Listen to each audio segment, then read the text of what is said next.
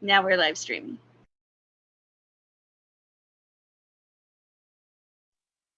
All right, thanks for coming to the Word is Right Out Loud LGBTQ podcast in conjunction with the Out Loud anthology, which you can get on reddergreenbooks.com with myself, Starchild, and Dougie Fresh.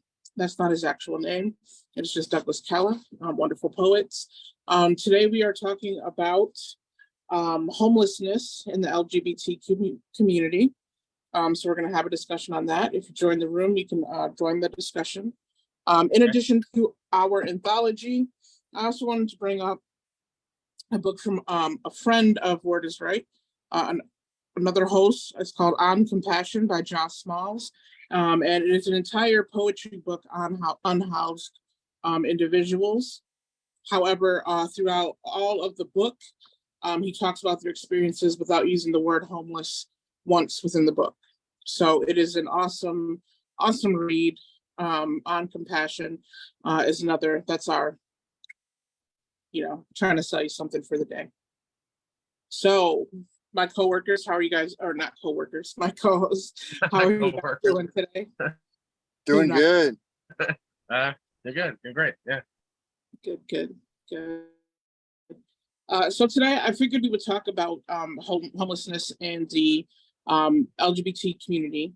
So recent studies, this one is coming from Chapin Hall at the University of Chicago, show that LGBTQ teens make up 7% of the youth population.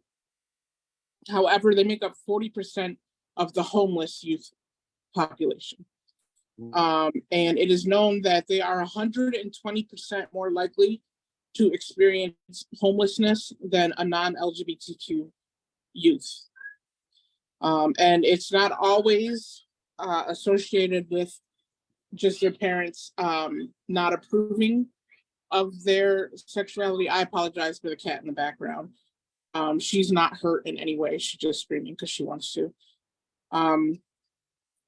But usually it's not just parents not being okay with their children being LGBTQ, but it's usually because of family conflict. There's usually, abuse at home. Some of them were forced out and ran away. Some of them are having family issues in addition to their own issues with their sexual orientation and gender identity. So just opening up the floor. Any comments that you guys want to make on that or anything like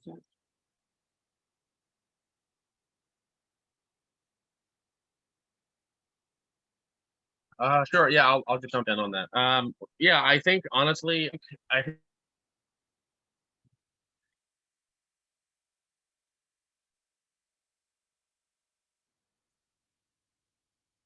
You froze.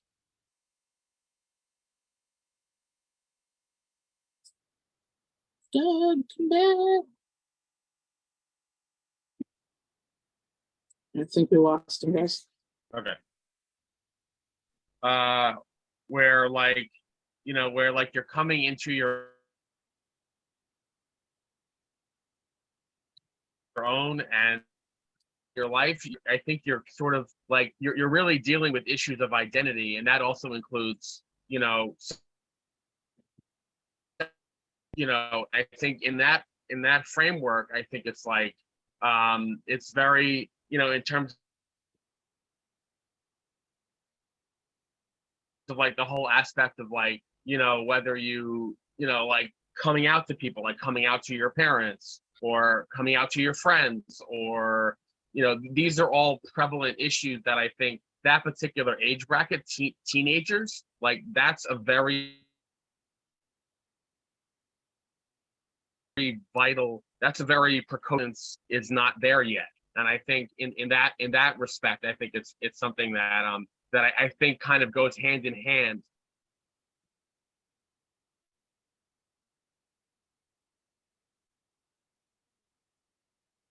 Yeah, I agree. You know, with like, say, revealing yourself and then expecting what some kind of blowback from that admission, and then having to deal with that, and then how it could affect the rest of your life going forward. If it's a negative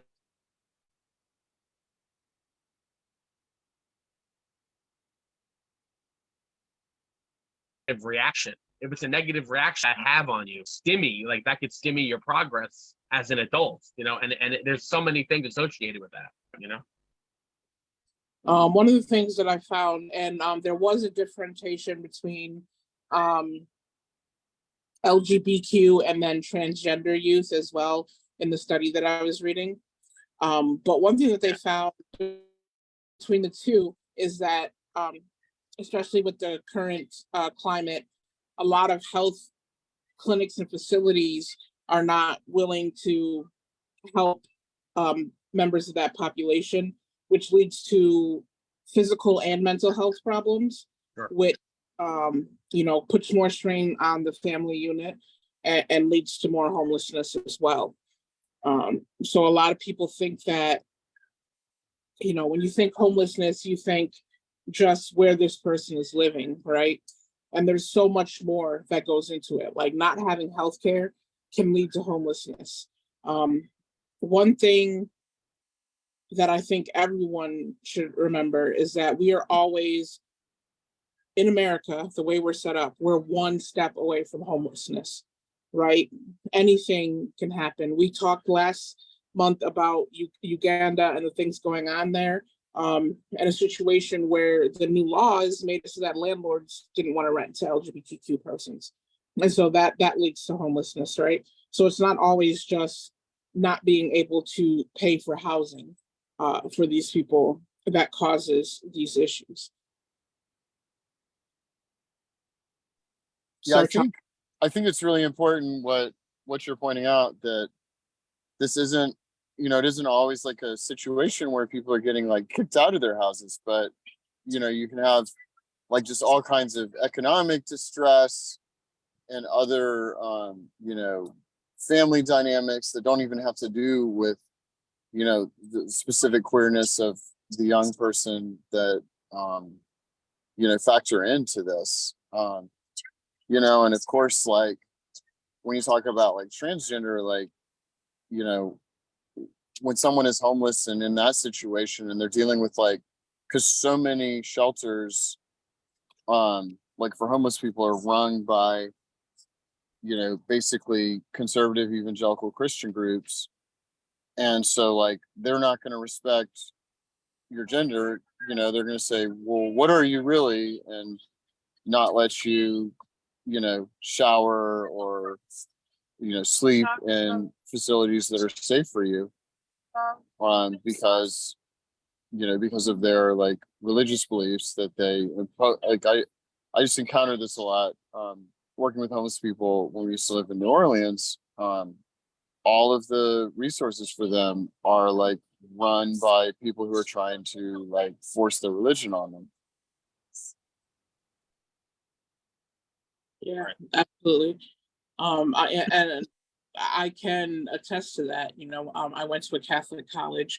That's not to say I'm not thankful for my education, but when I went to like a therapist there, talking about my issues with my sexuality and my mortality, their answer, was to pray and to read the Bible more and to do this. And sometimes it's good for people to put their faith in something. I'm not saying people shouldn't have faith, but I don't think that was the correct answer in that situation for someone like me.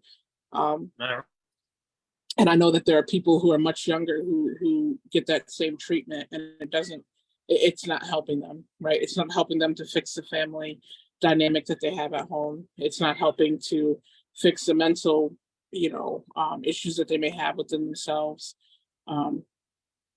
And you have to remember that this is on top of the things that are already issues in the home, right? You have, and I don't have the percentage in front of me, but you have a percentage of people who are, deal with sexual assault in the home. And then, in the event, and it is not always the case, but in the event that, let's say it's a father with a son, now that not only are they dealing with the sexual abuse, but they're dealing with the feelings of homosexuality in relation to that abuse as well. So, Right. And it's not being addressed on a mental health level. Sure.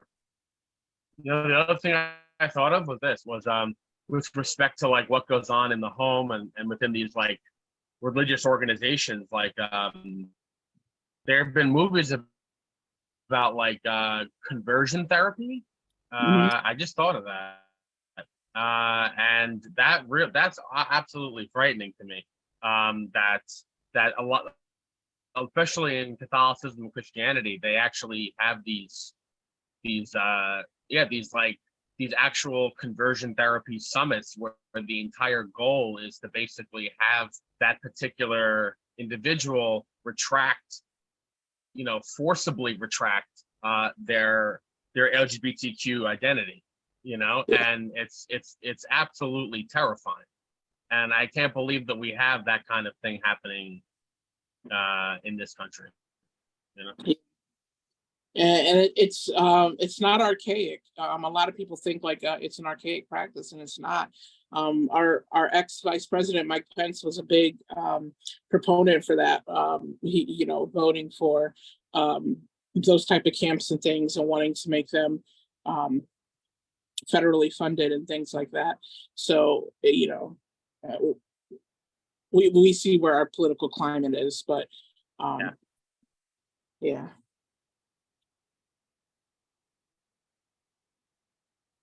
And why is homelessness such a topic, right? Why do we, why is this something that we're looking at, right? For especially youth, but it does affect adults as well. And the truth is, we're seeing record-breaking temperatures every day, right? We've seen Texas, Arizona, have heat so bad that people are, dropping of heat stroke, even people that are housed. So just imagine what are happening to unhoused persons, right? So it's a devastating epidemic that does not get the attention that it deserves. Well, it's not just heat. I mean, it's really any climate weather. I mean, I couldn't imagine being out there in the freezing snow or in the bitter hail. I couldn't imagine having to have no choice but to have to duck in somewhere because I didn't have a place to live during a hailstorm, Right. for instance. So, and like you mentioned, they're doing so much to make it's hostile, right? We've seen it in the architecture where they make the benches so that you can't lay on them anymore. And they're putting spikes under bridges and things so you can't set up camp underneath them. And like Star Child mentioned earlier, if you're a transgender youth and you don't have those options, but you try to go to a shelter or something and their options are unsafe for you as well, what other options do you have? And for some people, they turn to crime, right? Some people think, 3 hots in a cot, if I go to jail, at least I have a place to stay. But again, if you go to prison as a transgender, they're going to put you in under your biological gender, which you're born as gender or sex, right. Not gender, sorry. And that causes issues too. So there's really no sense of safety for these children or persons who are LGBTQ that become homeless.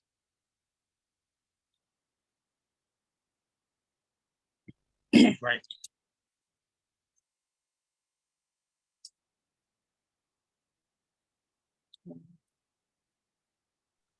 Yeah, I mean, it just really speaks to, the way that resources are needed specifically for, for this demographic, for queer, homeless youth, and, as a specific constituency.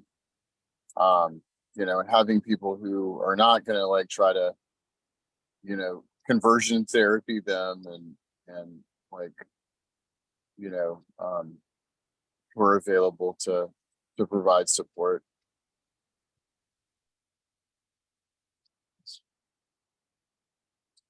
Absolutely. And one statistic that I saw earlier is that of that 40% that are usually unhoused or homeless, that they were found to be twice as likely to commit suicide as well. I've seen even higher numbers under the Trevor report, or the Trevor Project, sorry. And it's heartbreaking, right? Because it's compounding issues, just compounding on each other. It really seems like no way out if you're looking at their situation from the outside. Like, what do you expect them to do? You know, we have to remember, like, we have to be the help for those people. Agreed. Yeah, I think it's a yeah.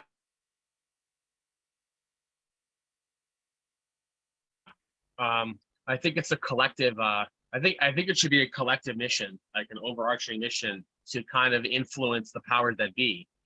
Because the issue is,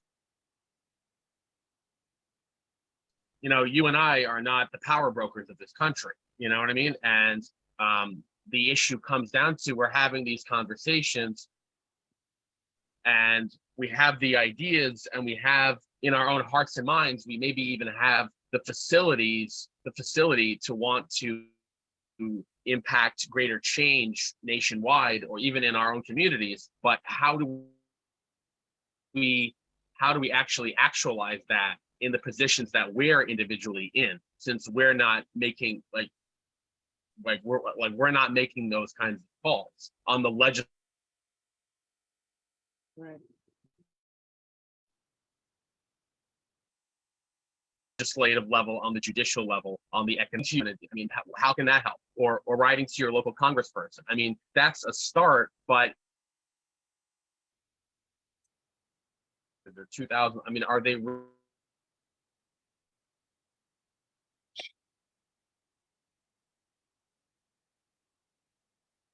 really gonna of this broken system that we're in?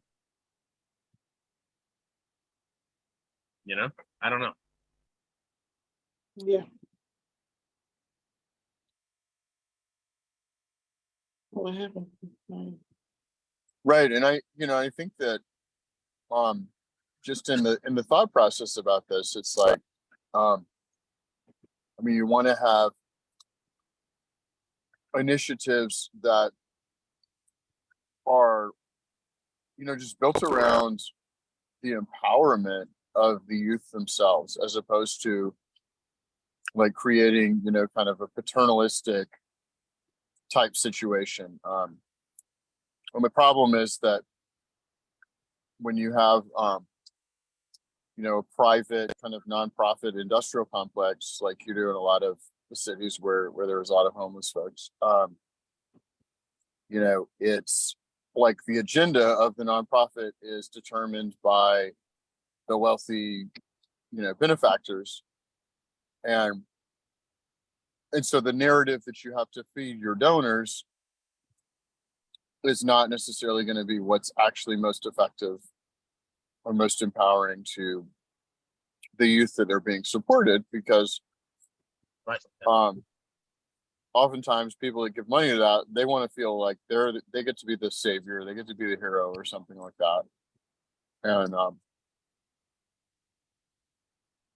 so that's again one of the dynamics that when our safety net is being outsourced to, you know, private nonprofits, then, you know, it can skew how they do things.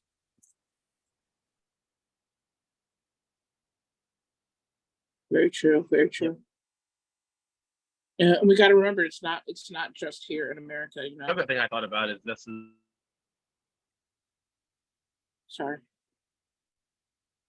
like, what about, I mean, other models in other countries? Because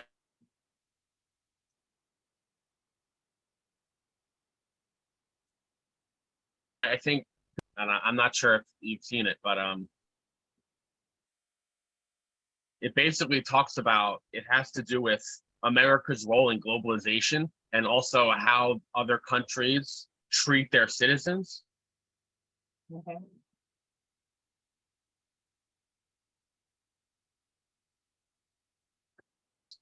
And I highly recommend it. And this, and homelessness and underrepresented peoples and all that stuff, and how, and even the prison system. It covers the prison and the prison complex in other countries, like the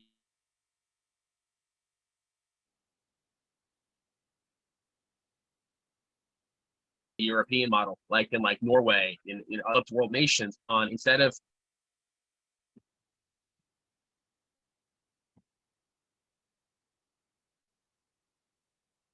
it being, they're designed to be more rehabilitating. So that's whether it's prison, whether it's shelter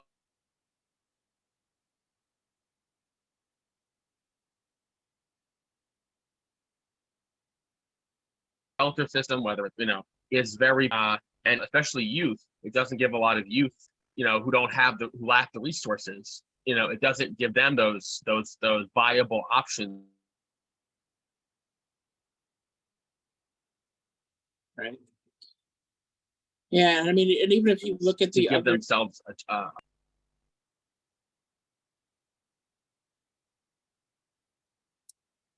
sorry, you keep breaking up. I don't know if you're done or not. But yeah, and America is such a double-edged sword, like, because we say, well, healthcare is a big part of that. What if we had universal healthcare? Do we see a decrease in these type of things? But then we have to remember that if we had universal healthcare, then right now the powers that be would love to make it so that LGBTQ persons, you see that they're trying to take away affirmative gender affirming care and things like that. So then there would be no option whatsoever if the government is in control. So it's one of those things where you're discussing it, but it's hard to find a resolution for. And normally I don't like to talk about things unless I have a resolution. But it's hard. It's hard to figure out what to do for people.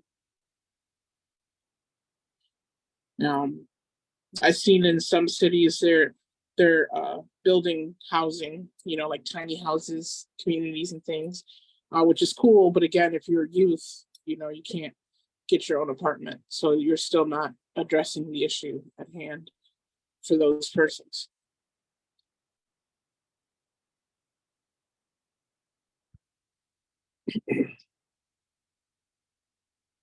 Sorry. Yeah, I mean, one thing I'm really curious about is like what whether there are grassroots kind of initiatives out there where where say like entities within the LGBT community are providing support and providing resources specifically because I know that there's I'm actually going to look up a group really quick. There's one in New Orleans that was called like Blackout or something. It was like POC LGBT folks, and I think dealing with homeless youth and stuff like that. But I'm gonna look it up really quick and see what they're about. There are a few. There's one called Nest that I saw earlier. But that's out of it looks like Houston, maybe.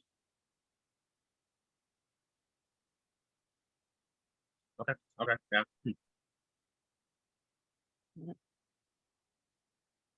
And there's another one, True Colors United was another one I was reading about. Yeah. 4.2 million youth experience homelessness each year.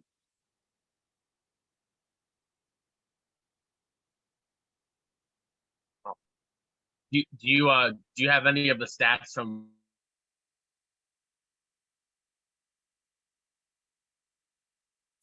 From when? from any other countries that I mentioned, or countries or any other developed nations that outside Yeah, that's fine.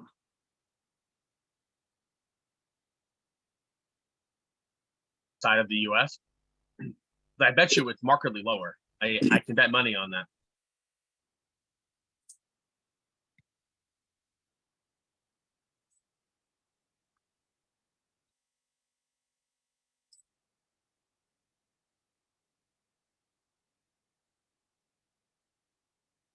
So let's see.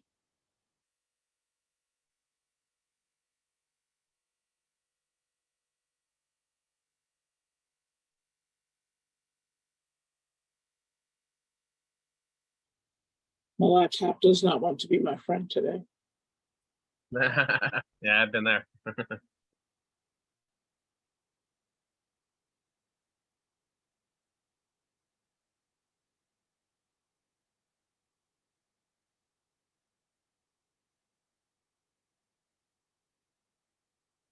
Okay. Yeah, So but yeah, I looked up this youth organization that supports LGBT homeless youth in New Orleans is called Breakout. And it's a really cool organization. It's definitely worth checking out, you know, because it's like it's a model where it's like youth led, you know, so it's not just people acting on behalf of LGBTQ youth, but youth, you know, in leadership roles, you know, with support and mentorship from adults, but and yeah, they've been doing a lot of good things. I'm just like looking at their Facebook right now. A lot of it is around supporting trans folks who are incarcerated and or homeless. Also the immigrant community. There's a lot of like overlap. Because if you want to talk about somebody who's like super vulnerable, like an undocumented LGBTQ youth, like that's like about as like, you know, vulnerable as you can be, like in our country, you know, where like your existence is criminalized like on so many different levels. For sure, yeah, absolutely, yeah. So it's not giving me any like specific numbers, but it does say that in Europe and Middle Asian countries, it is lower than the United States.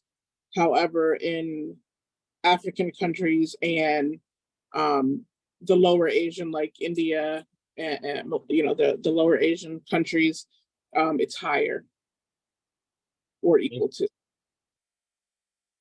Interesting. Okay. Yeah. Wow. Yeah, I just think it's utterly unforgivable. I mean, I don't even. It doesn't have to do with even the age demographic. I'm talking about adults, elderly people.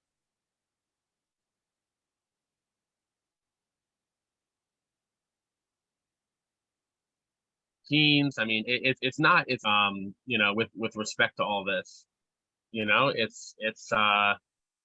it's truly mind-boggling to me, and I can't wrap my head around it most whenever I come up in a conversation with something like this. Whether I'm like actually at my job, my coworkers and I, we talk a lot about this kind of stuff, and it's like, are we the only these intense, you know, not debates, but crosstalk, cross-pollination of ideas, you know, and whether these cross-pollination of ideas can start at the conversational realm, but then trickle outward to, to legitimate change, and that's the bind that we're in. That people like us, are the thinking mind, the intellectuals, the thinking minds, the ones who have our finger on the pulse of these problems, but we're not in positions of power. So what do we do? So. Right. We vote. Revolt. No, I don't know. I said we vote, not revolt. I'm not trying to start a insurrection over here. Yeah. Oh, we vote. I said revolt. I was like, wait a minute. All right. Yeah, I mean, I'm an anarchist, so I'm all about revolting, but voting too. I mean, homelessness is, like you said, in any population is ridiculous. It surprises me that like veterans don't have how, there's homeless veterans, and you wonder how, they fight for a country or for a country's profits, and they come back and they're not housed, right? So, it needs to be fought at a higher level as well for everyone. But yeah, just looking at the numbers itself, for LGBTQ, and the numbers really show youth, but we are talking about adults as well, and just seeing how it affects that community so much more, because it was 7%, 40%. Like that's a big jump, for just between non and LGBTQ persons. Yeah.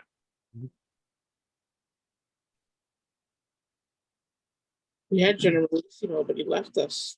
Thought he was enjoying the conversation. I know he left. Yeah.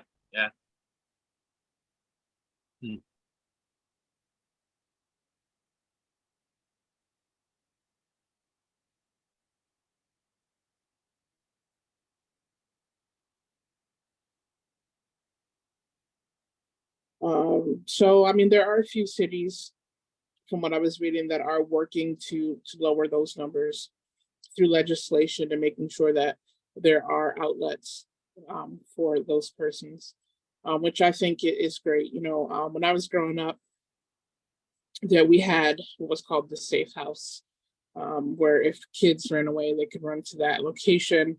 The doors were locked, like nobody could get in, not parents or anyone.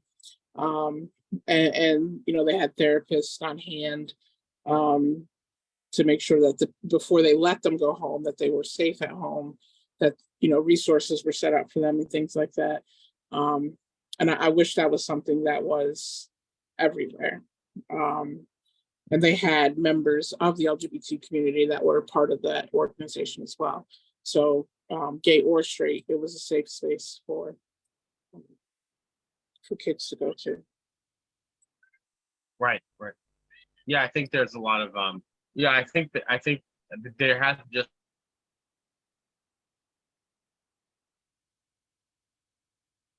be more unity, I think, among between them, and maybe I don't know. I think like, I know there's such a term as being like an ally, like an ally to that community, which I consider myself one.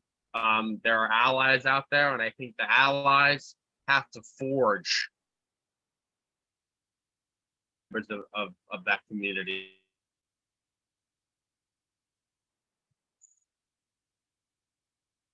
I agree, and more often. Yeah, I agree, and I think,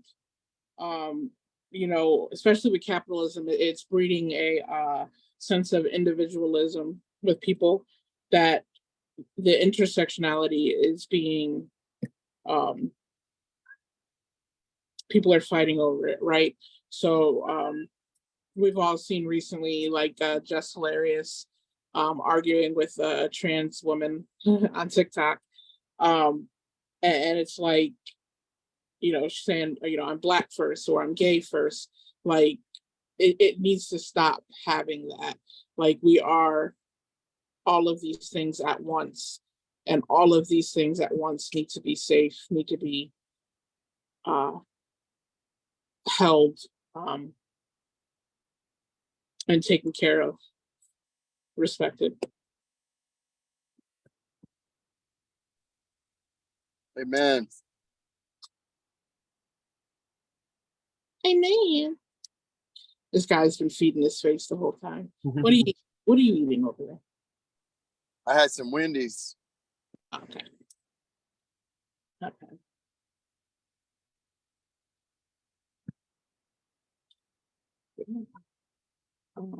So we didn't have a lot of people join today, so I guess it's going to be a short show, unless anybody has anything else that they want to speak on in terms of homelessness. Yeah, so I see you looking at Ja's book. I would love to hear some poetry from that, to be honest. All right. I forgot my camera was on, but all right, I'll just randomly pick one. And this one is called Big City Blues. And when we were young, and home and address before our named owned responsibility, when rain meant playtime must wait, and windows left room for dreams, even when the sun smiled, before the moon begged your pardon, with dandelions and unwanted weeds, made the perfect playground before panhandling found our vocabulary, and concrete called us occupant, before we aged past someone's calling, when dinner found a table and shelter from the elements, when warm blankets never touched the sidewalk, handshakes kept us human like hugs that said, I love you. I remember we were young and someone smiled, called us beautiful and handsome when they saw our fingernails innocent, without blemish, before party favorites became the first meal of the day, when holidays meant bloodlines and friends and family, and no one saw us less than, or hid their opinion behind a smile, a vague gesture, a heartless invitation, or coins covered in lint and pennies became someone's good day, gave a smile to someone thirsty, a human, a crooked smile and shaking fingers. Remember when bedroom we warm and concrete never played nice to bone, flesh, skin never questioned its purpose, a shield.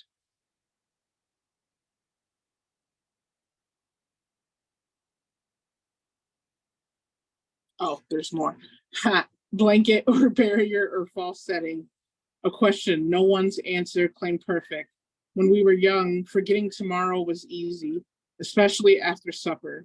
Someone's idea of lunch back when bedtime had nothing to do with traffic, footsteps, pedestrians, occupied sidewalks.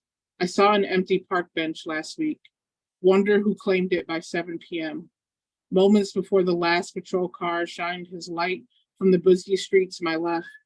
When we were young, no one thought today would be the day, and no one expected cardboard boxes to drape a bedroom in a park, between the buildings, in any town, or in the heart of a big city. That's the actual ending. Yeah, that's a great point.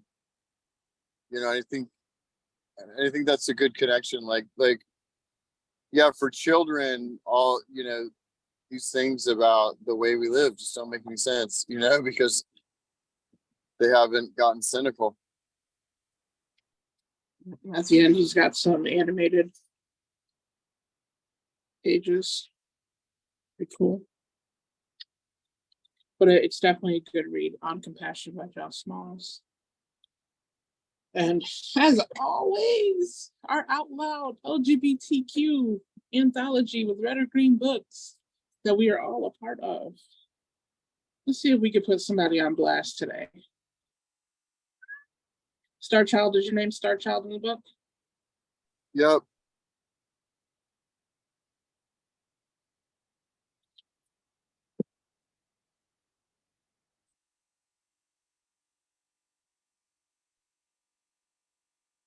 Ooh, Cerebella Mental. I almost forgot she existed. I wonder how she's doing. Yeah, where's she been at? I haven't heard. I mean, I've been out of the loop. So she's probably doing things, but I just haven't heard from her. Yeah, me either. You gonna read one from the anthology? Yeah. It's called Chocolate Ice Cream. Oh, Yeah, it's by yours truly, Starchild. I like to eat chocolate ice cream slowly, especially in New Orleans, listening to Irvin Mayfield play the trumpet, imagining how the trumpet feels to be pressed with such tenderness and blown so gently, while I lick the side of the spoon until my lips are covered and I have to wipe them with a napkin.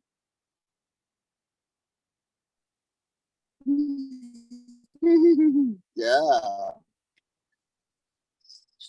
Yeah, so Listening to definitely get your guys' copies of this. There's a lot in this book. Doug, are you in this book? No, I'm not in. You know what? I'm not in any of the Red or Green books. those hot jazz trumpeters. No.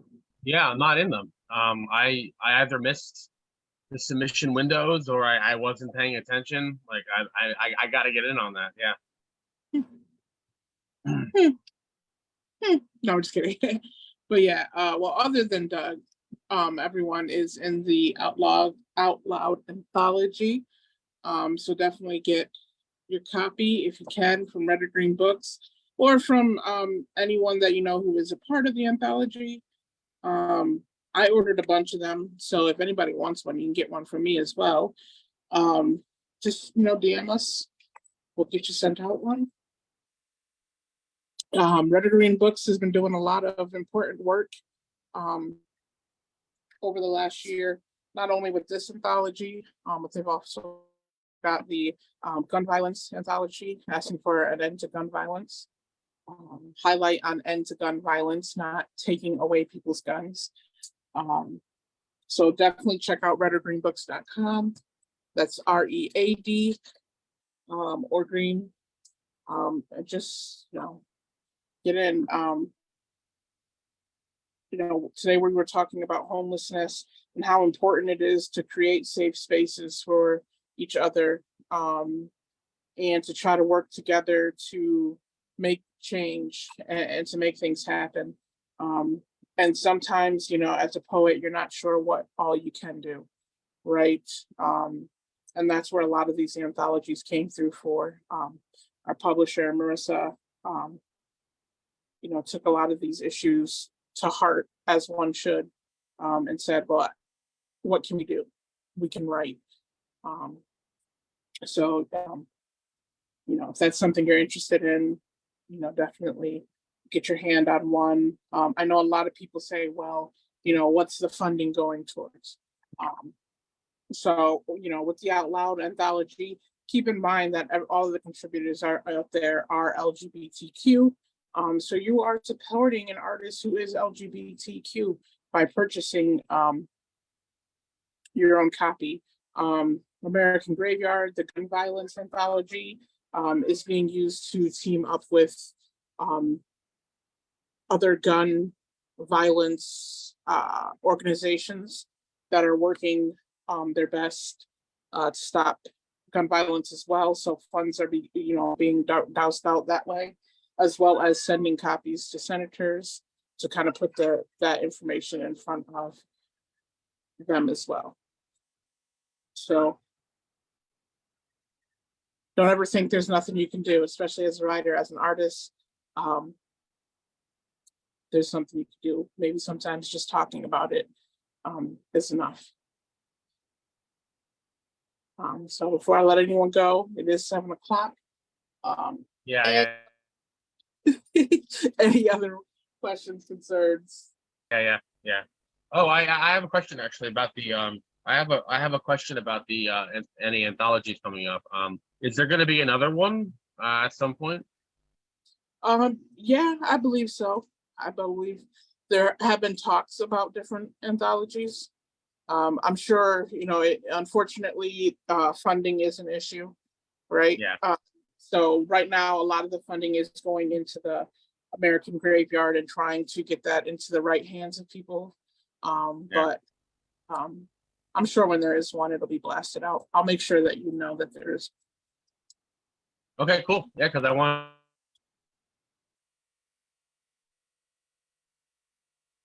For sure. All right. to definitely send some stuff in the can. So, yeah. Yeah. All right, so we're gonna end the live. If Marissa's there, end the live. Oh, she's been talking to us. Okay, hang on. Let me see how I can do that one. Yeah, she has it.